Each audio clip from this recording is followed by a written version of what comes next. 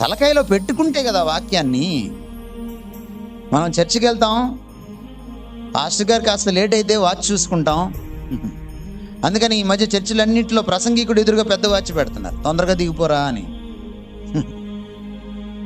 ప్రతి చర్చిలో వచ్చేసింది ఇది. ఏమిటో మనం ఇంటికి వెళ్ళి సాధించేది ఏమిటో, మాంసం కూర వండుకొని టీవీ చూసుకోవడం తప్ప మనం చేసేది ఏంటి? అంతకంటే ఏమీ లేదు.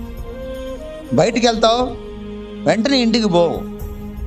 వదినా ఈ నగెక్కడ కొన్నావు, ఈ చీర ఎప్పుడు కొన్నావు, కొత్త కారా, మీ అబ్బాయిని ఎక్కడ చేర్పించావు, ఇదే లోకాభిరామైన తప్ప ఏముండదు. మీకు వాక్యం ఎలా ప్రభావం చూపిస్తుంది?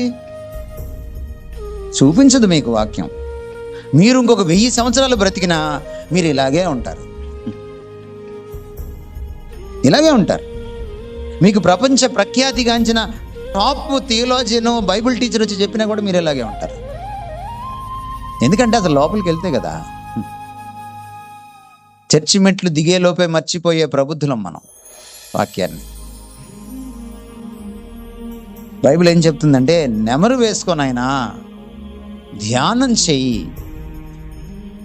నువ్వు కూరగాయలు కోసేటప్పుడు, ఉల్లిపాయలు కోసేటప్పుడు, నువ్వు స్నానం చేసేటప్పుడు, నువ్వు క్యాంటీన్లో ఉన్నప్పుడు, నువ్వు బస్సు కోసం వెయిట్ చేసేటప్పుడు ఆఫీస్కి, నువ్వు పడక మీద పడుకున్నప్పుడు నువ్వు ధ్యానం చెయ్యి.